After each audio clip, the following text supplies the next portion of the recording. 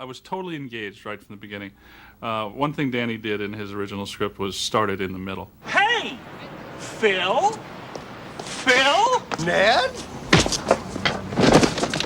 One of the first things we told Danny when we met, we said, we love that it starts in the middle. You know, one thing we don't want to, you know, drop that. We're gonna keep that. It's very hip. It's very cool that you started right, you know, with the thing already happening. This is Tom. He worked in the coal mine until they closed it down. And her? It's Alice. Came over here from Ireland when she was a baby. She lived in Erie most of her life. He's right. Of course, the first thing we did when I started rewriting it was Whitney White, our development executive, said, well, you know, isn't it kind of, don't you think the audience will feel cheated if they don't see his reaction to the onset of the time warp? I said, maybe. She said, well, you know, why don't you just write it, you know, and see, you know, if you don't like it, you don't have to use it. So, of course, I wrote it, and we kept it. The other thing we told Danny we'd never do, which one thing we thought was totally cool about his script, was he never explained where the time warp, why it happened. You know, what is the cosmological source of it?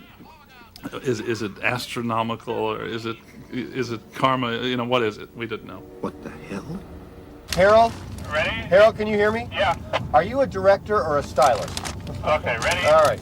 He seems to come by the nasty part, quite honestly, the self-centeredness and all. And Bill Murray really does understand that character. I mean, you know, he's not a movie star by accident. You know, he understands vanity and self-centeredness. I'd like to dedicate this take to Peter, a guy who's kept me in focus more often than he hasn't.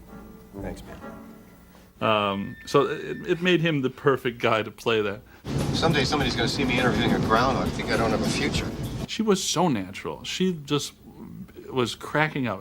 Bill was making her laugh so much, and they were so wonderful together, and there was a very strong Beauty and the Beast quality. He's not only my rough and tough, but I don't bathe that much. People give me a lot of space.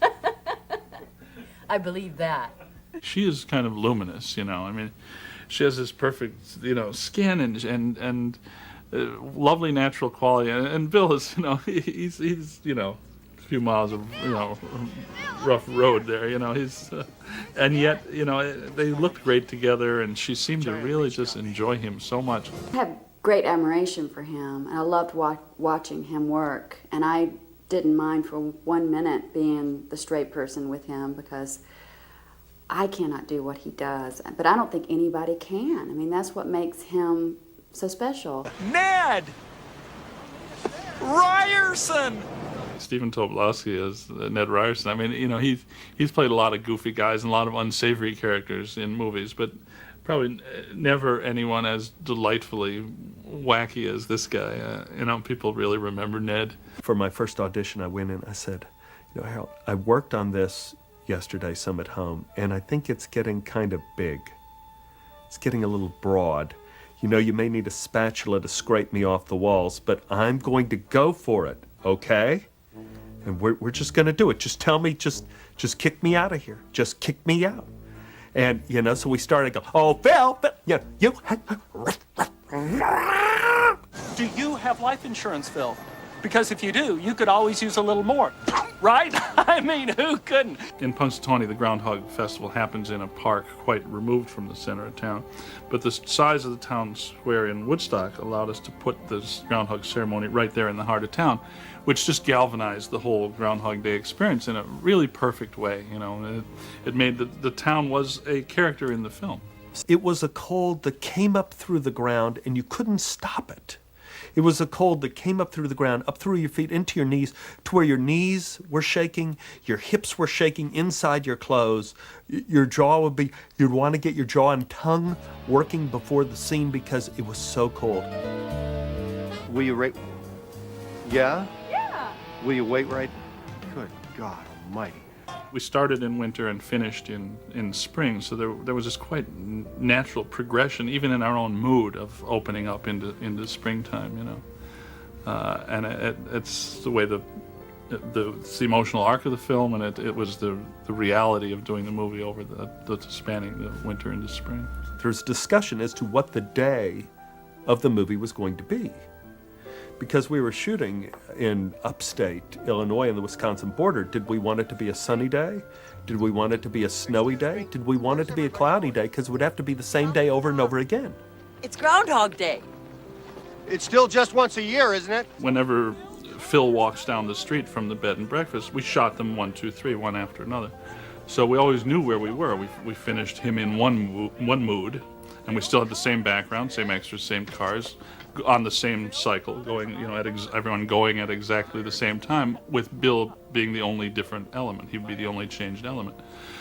So I could say to him, all right, first we do the one where it's a normal day and you're just, hurrying along. And now in the second day you're a little confused, and the third day you're very confused and desperate. By shooting them one right after the other, it was really easy to see how we were progressing it, and what it would look like on screen. That last sequence, I remember Bill was just saying like, I'm just going to vamp with this. He says, I'm just going to go with this. I'm going to grab you and just go with it. I said, why don't you just give him a hug and don't let go. Make it uncomfortably long, I don't know where you're headed, but can you call in sick? I gotta get going. If you have a director who likes people and is generous and kind, then you're going to have a great experience. And Harold is all of that plus much more. In Danny Rubin's original script, when Danny and I talked about it, Danny imagined him living this day over and over for thousands of years. He goes from being a prisoner of that time and place to being master of that time and place. It's not about being the hero of the town. It's about doing what you can do in the moment to make things better instead of making things worse. If other people interpret that as you being the god of the town, which in a way he becomes, so be it. But that isn't his aim. I'll see you tomorrow. Maybe. Well, I used to use a Superman analogy with Bill. How can Superman waste time talking to Lois Lane? There's always going to be some submarine trapped somewhere, or, someone falling off someplace. He should be booked constantly, solidly, and he doesn't even need to sleep. This guy should be working, 24/7 to protect people. So I thought with Phil Connors, he's got plenty of time. His day would be really packed with, got to catch the kid falling from the tree, and, now I got to help the old ladies with the tire. It's nothing, ma'am. I had the tire and the jack. Just be comfortable, all right? Be a minute. When he stops worrying about himself all the time and starts living a life of service to others, then his life gets very, full and rich indeed. When he embraces where he is and what he can do. It's hard down there at the bottom. At first his interest in her is sort of perfunctory. She's the best possibility in town. She's the best looking woman in town and most interesting and sophisticated, we could presume. That's mock romantic. I mean, it's for Phil, it's like romance. I love you, and she said, "How do you mean you love me? How can you love me? You don't even know me." I know you. It's like, and he's trying to look like a guy in love. There's that one scene where it's so funny, where he's in the snowbank. He's repeated it. He's pulled her down in the snowbank, and he's trying to just recapture the moment that they had before. But he's actually trying to find the physical place where she loved me once when I did this, and you can't find it again. And I've experienced that. Someone who's doing a pretty good job of pulling it off, and then you find out they're not so nice. And you're just kind of stunned. It's like, wait a minute, you were acting different. I don't think we really want Bill to get the girl. I think we detest Bill and his smugness at the beginning. I think one of the miracles of the movie is that during the course of the movie, we want boy to get girl. I think that you could tell that Bill's character was really suffering, though. Even though, he was explosive and mean and cynical and all those things, you felt sorry for him because you knew he couldn't be happy like that. And you see this other person that's peaceful and generous and kind, and so you're thinking, why can't this person that's suffering so much find peace and hook up with this other peaceful person and be happy? So I think, it's a generous nature of human beings to see someone who's obviously in pain and suffering, even though they're a total jerk, to wish for them to not be like that. She won't put up with anything. As soon as he falls off the turnip truck with some line of bull, he's out of there. Slap in the face, slap in the face. That whole sequence in the middle, slap, slap, slap, slap, slap. Because he's not living up to the standards of excellence. The greatest gift for him is becoming finite again. He's going to die. He's going to age. Time is going to go on. But now he has the keys to use his time well. And to begin that journey of time, he wakes up and he's with his beloved. And the first inkling I got of what it was going to mean to me was someone called and said, the Buddhists love this movie. And then I meet a yogi who says, oh, this is the yoga movie. I mean, you know, this totally expresses our philosophy. Then I start getting letters from Jesuits, from fundamentalist Christians, all saying the same thing. This is, you know, you must be one of us because this movie perfectly expresses, you know, our philosophy of life. I think, you know, what Danny and I both wanted to say with the movie was, you know, you can live better, you can have a better life, people can change, you know, and when you do change, you get those rewards that you think you want from life.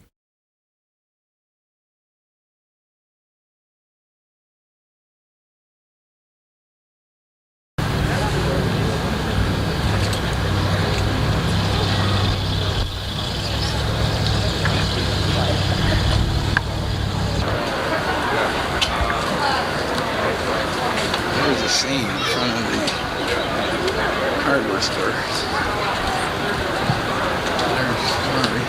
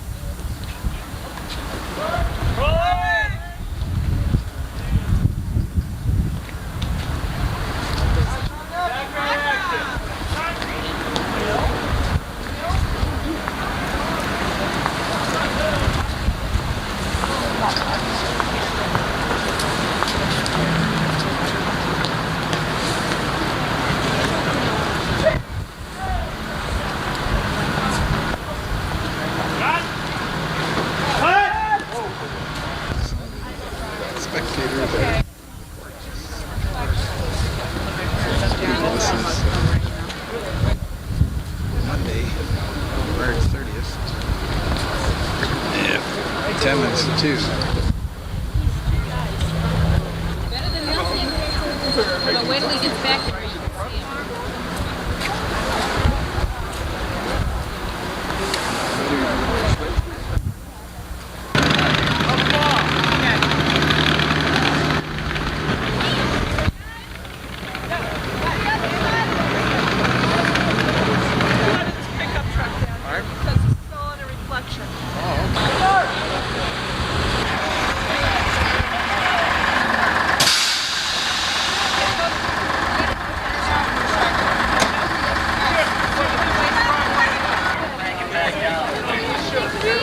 Okay, please be very quiet. You're really close to me.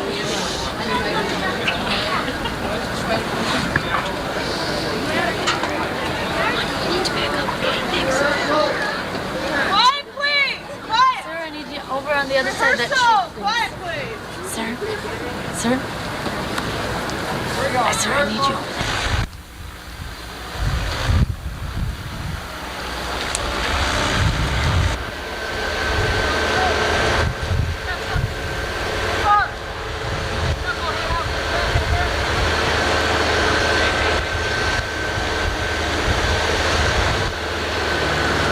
Guys, I need you over.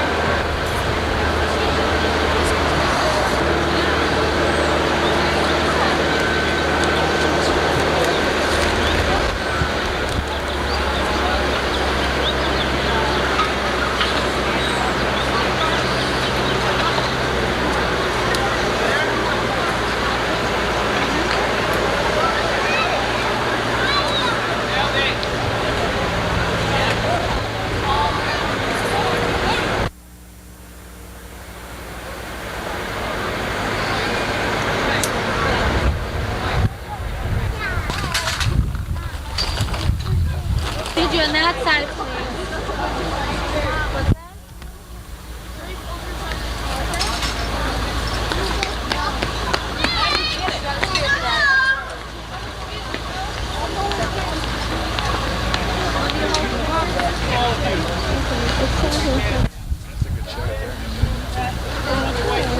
This, right here.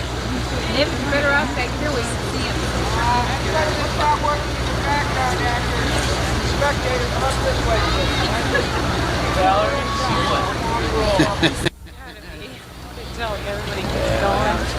Yeah.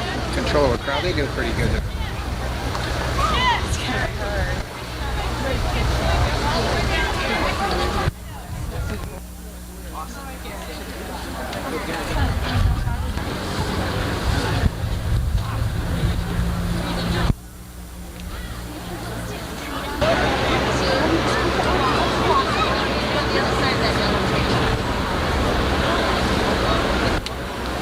But he plays the patient. He's going to the psychiatrist. What about that? Yeah. And ends up marrying the psychiatrist sister. Guys, I need you on the other side of the yellow tape, please. Hi, please, everyone.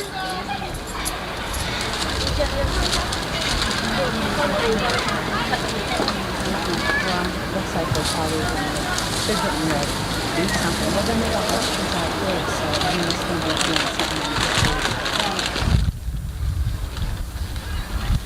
She's got a tough job.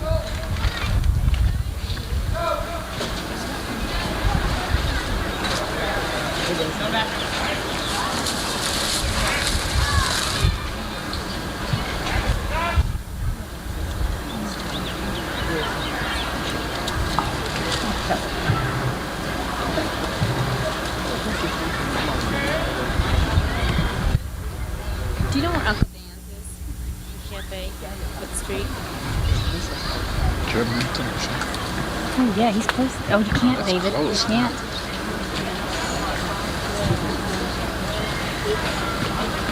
Oh, but he's not making the movie right now. You could do it. If you can get him. Yeah, of course. These two cops will probably be in the movie, so take their pictures. Okay, David. See if you can catch him. He gets any closer. Closer than he was before, about 6 feet. Oh, that's good.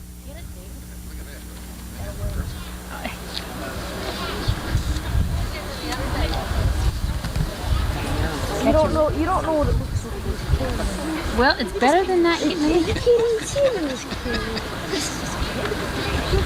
He might come up to the crowd.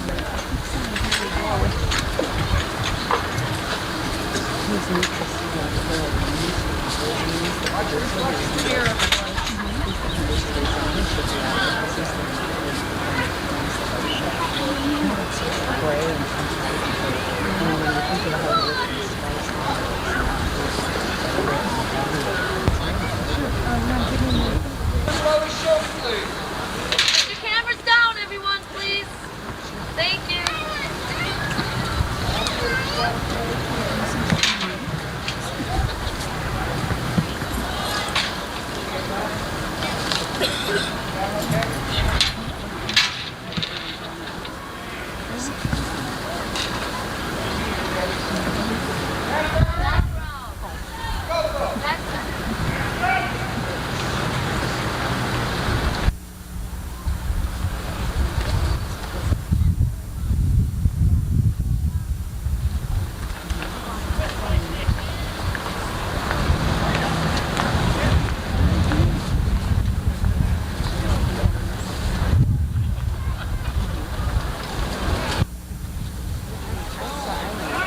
Reset, Come out, Phil. Phil must be the name of the groundhog.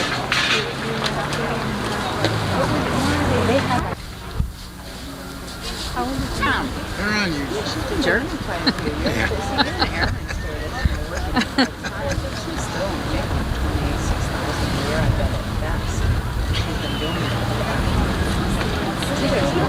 See, my daughter rocks her superstar bass player.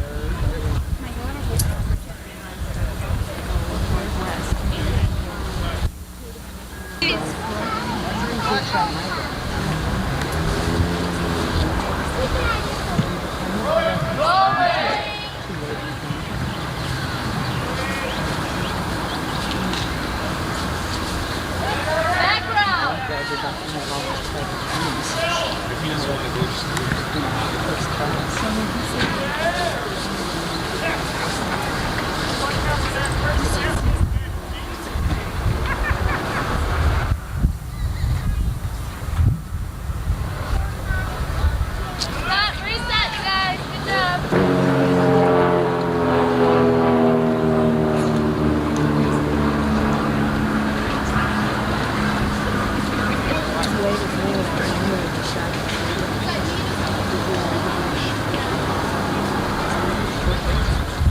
I need you on the other side of the yellow tape, please.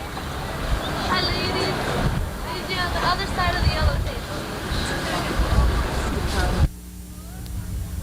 Always do.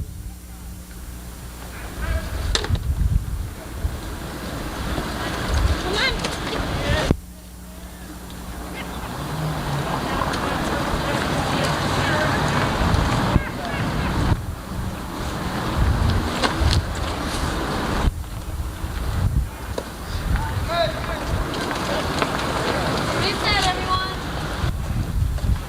Good job.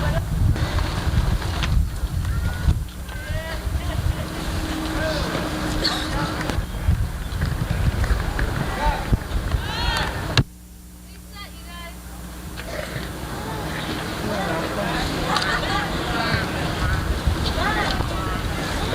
Did you guys do the other side of the tape, please?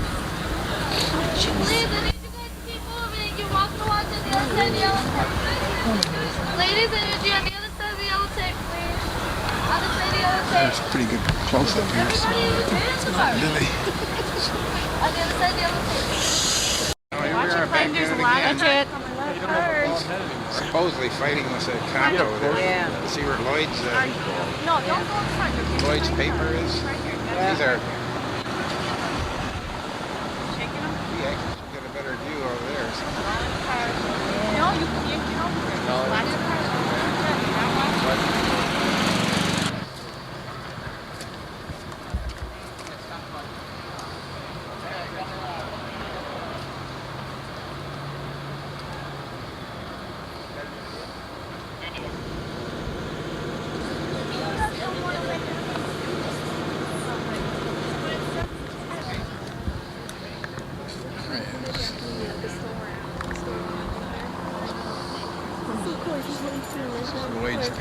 paper.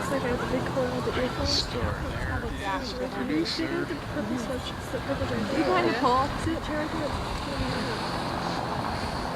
He's got Pennsylvania Kansas. Yeah, that woman that went straight. She's going on. See, you can hold perfect view right now. Mr. Ghostbuster, yeah.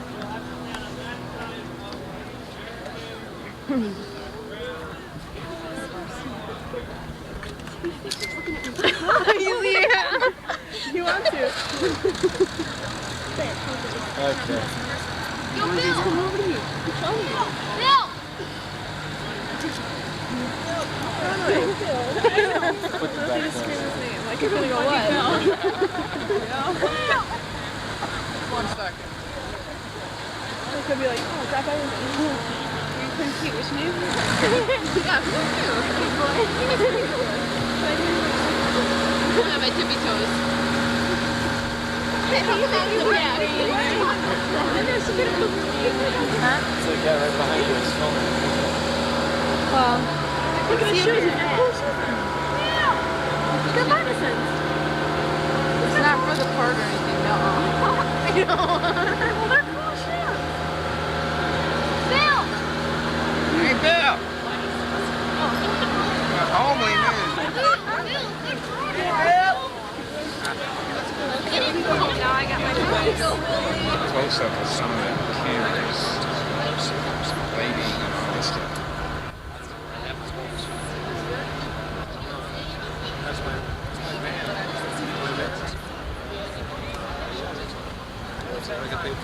So straight sun, right by the brooms.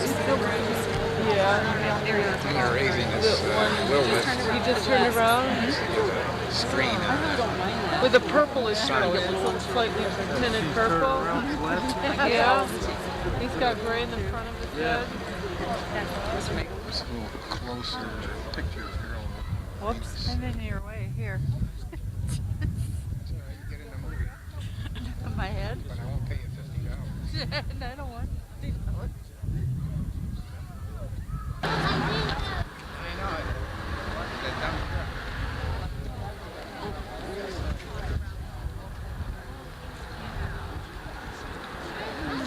Were you here before when he came over here?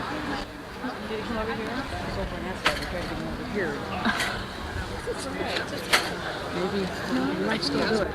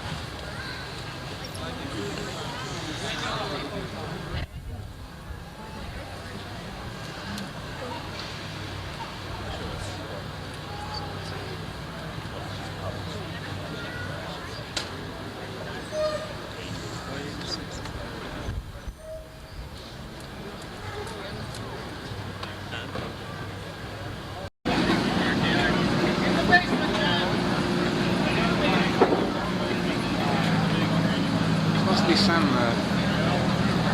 scene here. I don't know what the hell's going on.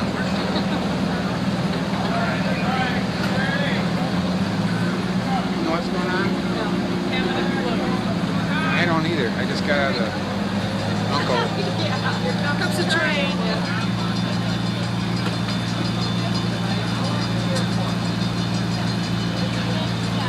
I don't think they stay open.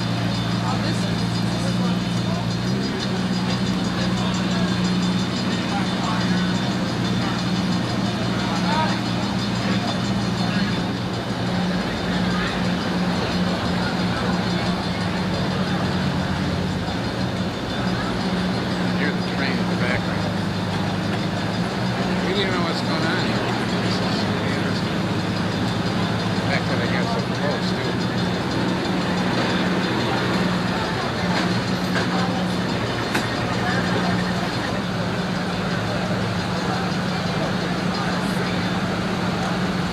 Oh, there's Bill right there. People like to plan for stuff. Yeah. But I mean, there's a certain cycle.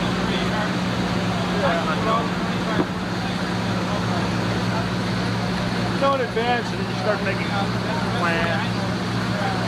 Takes all the fun out of it. Yeah, I mean, the trouble with kids is you go in your preconception. You're always going to be disappointed. They'll know you're disappointed. You don't have any preconceptions.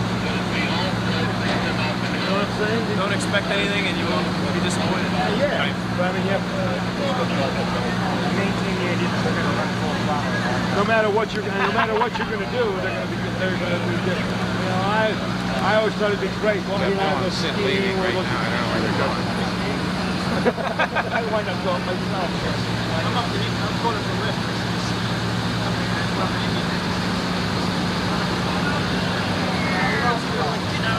Looking around. Sure enough. Hey, Lee. Come on, let's go.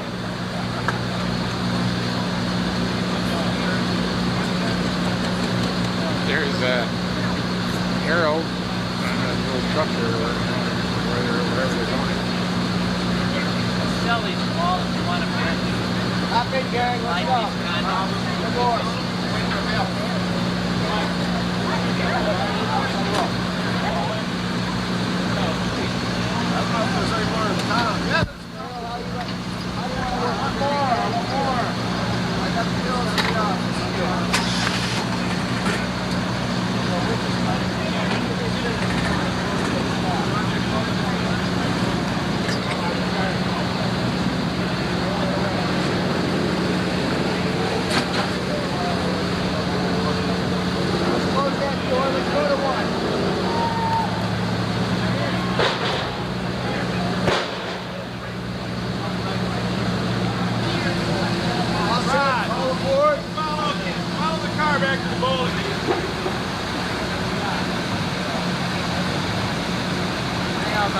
There's John Roman there.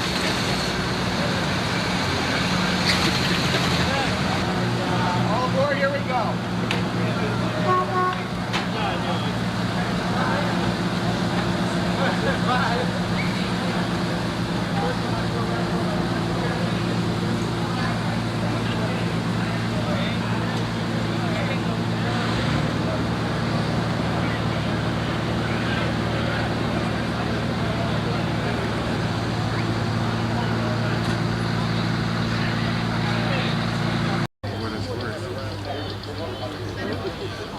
It looks like he's from Hollywood.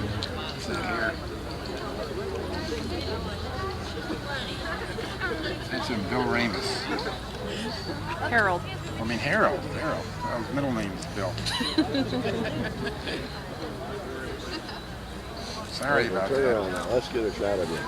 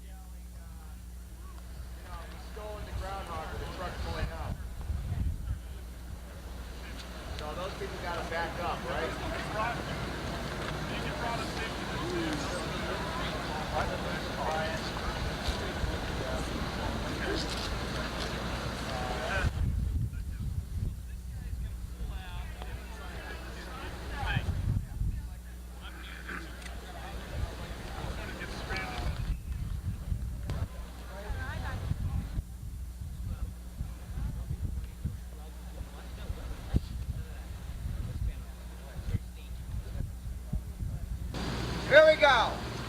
Everybody, I got pedestrians walking across. I don't want this to happen when I shoot now. Here we go. Background action! Background!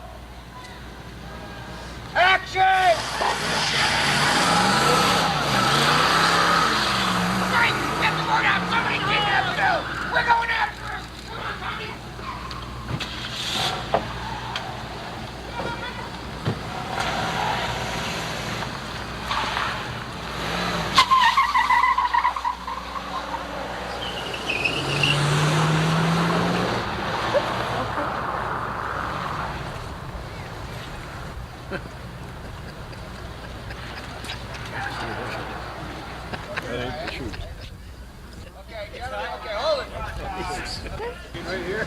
Quiet, please, and put your cameras down. Sir, can you put your camera down?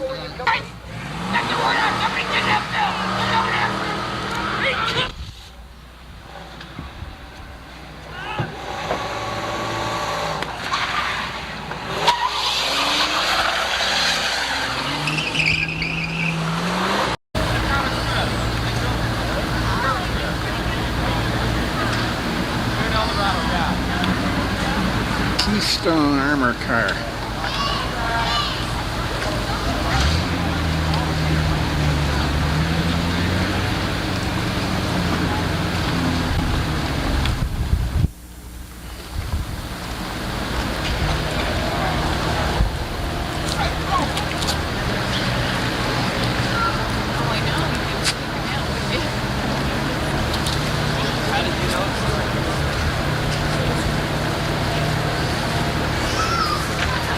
Oh, that's the director over there.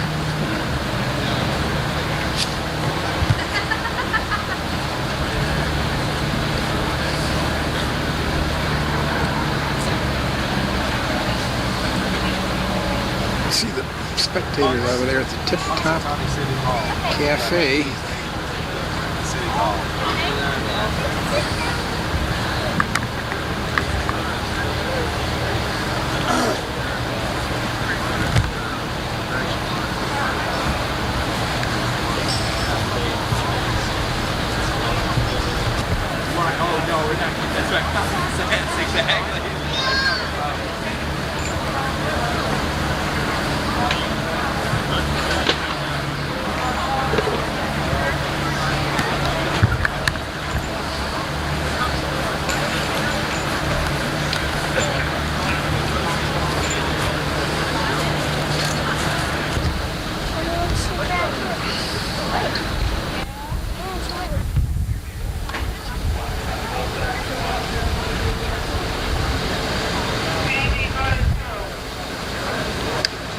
Gonna have to back up behind the garbage cans here, folks.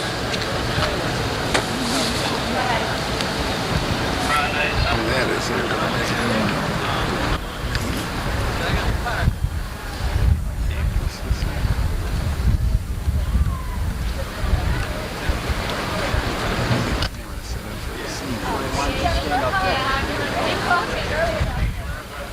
Must be the car.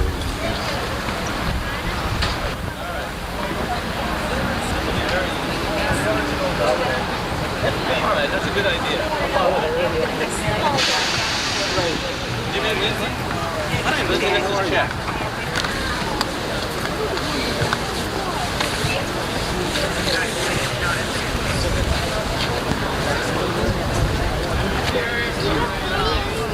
This is Bill Murray right there now. And this,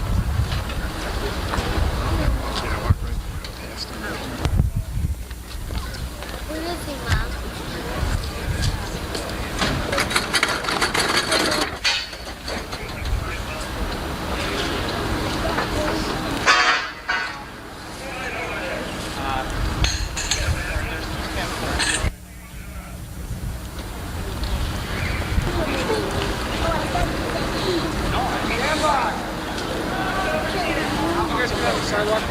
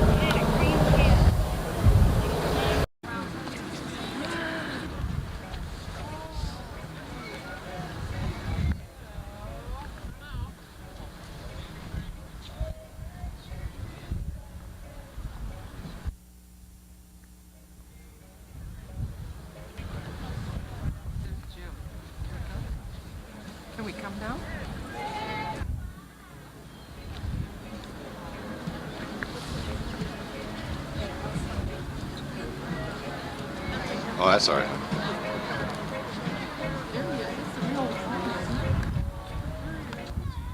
Oh, that is Bill.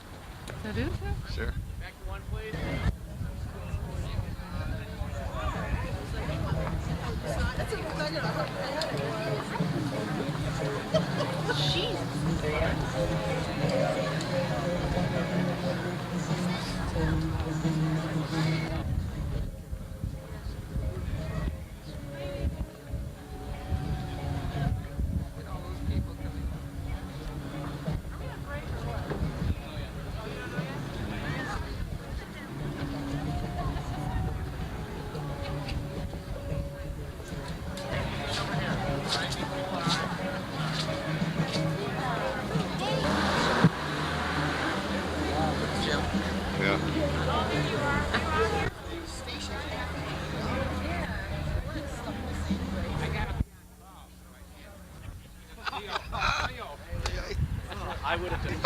Okay, yeah, I'm a boxer, see? Tyson, you're next, I want you, man. I'm gonna eat you for dinner. I'm gonna eat you up. Oh, and Holyfield too, because you're afraid to fight Foreman. I'm gonna get you for that, man. Because I'm David the Rock. 3 decades Golden Gloves. I want you, man. I'm the true champ, not you. Okay. Oh, I'll give you my address. David the Rock Nelson. Anybody in Waukegan? Yes, I did. Park Ridge, Illinois, 60068. Nope. That's Park Ridge, Illinois. I fought Cody Manesi and Francis Manesi at the North Chicago. Get out of here. The North Chicago Boxing Club. North Chicago High School. It's an Alamo. And I beat Francis Manesi. And I almost beat Cody Manesi. I beat Francis Manesi on June 3rd, 1988 at the North Chicago High School. And I fought Cody Manesi, North Chicago High School on November 10th, 1988. And I lost a split decision. One judge picked me to win it. I'll be there. And I beat John Volk on December 22nd, 1988 at the same place. What weight were you I fighting? beat him by decision, John Volk. What weight were you fighting? 170 against John Volk, 170 against Cody Manesi, and Francis I fought at 158. Was that middleweight? Yeah, middleweight. But I moved up to light heavy for the other guys. Oh, good. There's Jim on the stage. That's the part he plays in the stand-in. It's a metaphor for a lot of things, which was brought home to me when the movie opened. My producing partner, Trevor Albert, called me on Sunday. The movie opened on a Friday. On Sunday, he called me and said, there are pickets outside the theater in Santa Monica. And I said, what are they protesting? He said, they're not protesting. They're Hasidic Jews walking around with signs that say, are you living the same day over and over again? And then, call the Chabad, I guess.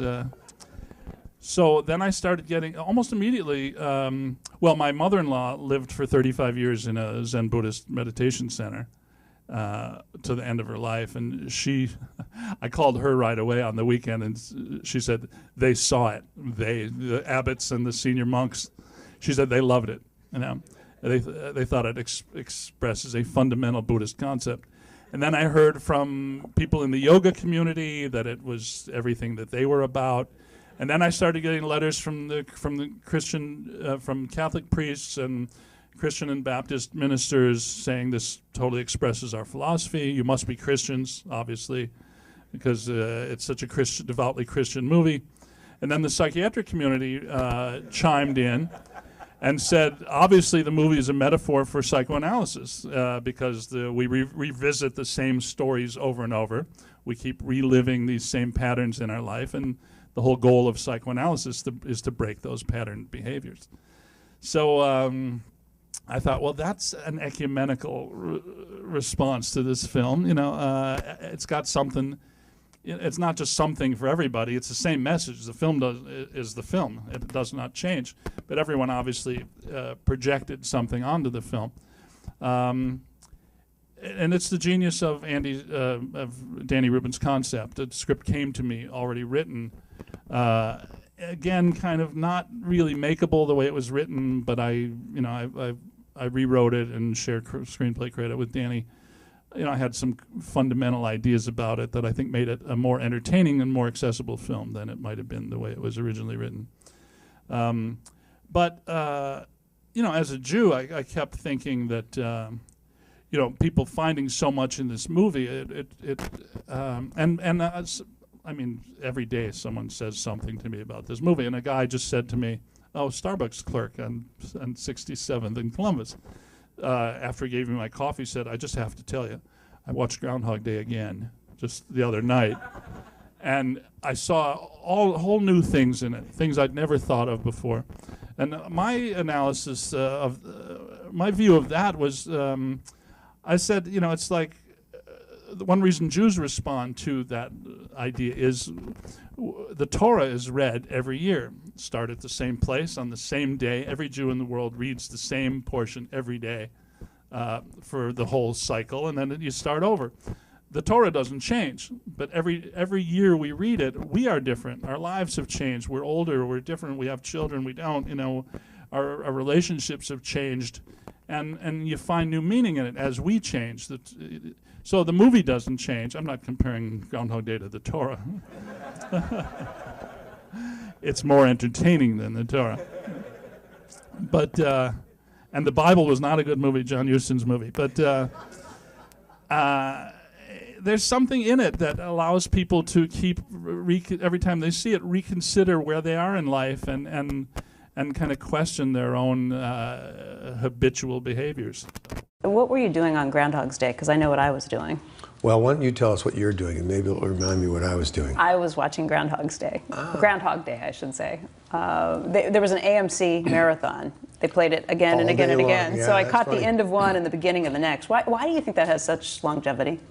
Well, I think because AMC can get away with showing it all day long. That's it. I'm also in Scrooged, which they show all day long too on Christmas. So I'm trying to cover all the holidays, the major ones and the minor ones. Why is it that it's on, or why? Why do you think it has such longevity? Because I wasn't the only person watching it. I talked to at least 40 or 50 people who watched it. I think it's an extraordinary movie. Yeah. It's in the Library of Congress. It's a very important movie. The premise of that film is a great one, and the execution is very, very good. So I mean, I don't take a lot of credit for it. The kid whose idea it was, Danny Rubin, is a great. He was touched by God when he wrote that. He really was. I noticed yesterday when I saw you that you're using a BlackBerry. I think we're two of the last people on the planet who still have these things. Atta girl. Why? Are you just a technophobe like I am? Well, I don't really like talking on the phone, and I only got a phone because to communicate with my son. And they don't answer the phone. If you have children, they don't answer the phone. But they will respond to a text because it's just a little bit hipper, and they can appear as if they're talking to a friend and not a parent. Right. So I have one of those, and it has a keyboard. But someone told me your shoulders are tight. Do you text a lot? I'm like, well, I got these kids. But I like it, and they say it's much more secure than the other phones. Yeah, and that's right. I don't know if I'm insecure, but I really don't like phones that are insecure. Yeah.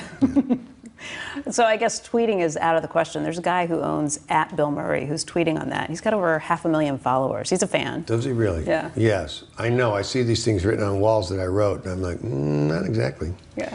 Because the tense is wrong. That would never be you. The grammar's incorrect, but it's not bad. Yeah, well, it's sometimes funny. I think he's collecting, but I don't know where it's coming from. But some of it may be mine. I don't know. I don't follow him. Yeah. I see you have have enough trouble following myself and you right now. Me too. I see you brought a bottle with you. I did. What are you going to do with it? Well, this baby was polished yesterday in the name of... He's not here, is he? He's not. Oh, good. Yeah, anyway, we went to, after we finished our round, and we missed Joe so much, we just thought, is there any way we could make him here without his being here? And like 7 people at once said, great idea. So we started ordering up, we ordered 6 really expensive bottles of wine. And this is just one of them. We broke the others, and some were just spilled and given to people at other tables. But, we do a lot of kidding about Joe, but he's an incredibly generous man, and he's not even aware of it. So I just thought we'd sign this one maybe and just thank him for everything. He bought us lunch yesterday. I can't read my writing from another day. It was too wet yesterday. Yeah, it was to too write on. wet. Thanks for. But Joe, thank you for lunch. Well, and you know, if we're having lunch on Joe, there's no forks or silverware involved.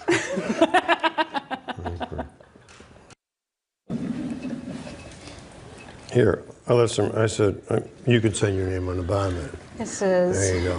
Thanks for loving us all so much. We broke the others, and The one. the one we got for you. Yeah, we got one for him. We And we broke got that one one for too. you. We broke that one. Bill and Becky. All right, we'll save this for him right here. Well, don't tell him. We didn't really break the one we got for him. We drank it. Hey there, thanks for checking out CNBC on YouTube. Be sure to subscribe to stay up to date on all of the day's biggest stories. You can also click on any of the videos around me to watch the latest from CNBC. Thanks for watching. Phil Connors! Ned!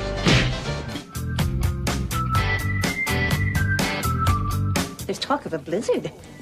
Well, we may catch a break, and that blizzard's going to blow right by us. All of this moisture coming up out of the south, by midday, is probably going to push on to the east of us. And at high altitudes, it's going to crystallize and give us what we call snow. Probably be some accumulation. But here in Punxsutawney, our high is going to get up to about 30 today, teens tonight, chance of precipitation about 20% today, 20% tomorrow. Did you want to talk about the weather, or were you just making chit-chat? Chit-chat. Bill Murray, you are such a jerk. In the movie. Well, you should hang around with me all the time. Yeah, I bet. Tell me about your character, Phil Connors. Well, he's just an ordinary American. He's just a little obnoxious, yeah. Tell me the premise of this movie that you had to relive the same day over. And how did this happen? I got stuck in the movie. That's how it happened to me. I had to go and meet the same people every day, wear the same clothes. It was a nightmare. Imagine if you had to do this, you know, to wear these shoes every I know, day. I would hate You had to that. pull He's this already up. made fun of my shoes. I haven't made fun at all. I'm You just saying like that there's them, a actually. 900 number that you can get in on with these shoes. I do understand that you had a rough time with this groundhog. The one we got in Punxsutawney, they pulled out of a burrow about 31 days before. So they would just sort of stick a carrot through a cage and he'd eat it. And, who wouldn't? But, so they just put me in with this guy. And he bit me twice, right in the same spot. So, not really a domestic animal for you folks at home that are thinking about getting a groundhog around the house. Because when they bite you, they will bite you repeatedly in the same place. And this is the kind of relationship that doesn't work, as you probably know. Yeah, yeah. In fact, I think we have a clip of you driving with the groundhog. The groundhog is being some kind of wacky driver. Well, I was operating the pedals. He was steering, but I was operating the pedals. So you're going to stick around and do the weather again with Willard at 8 and 8:30, is that right? We're going to do it until we get the weather right.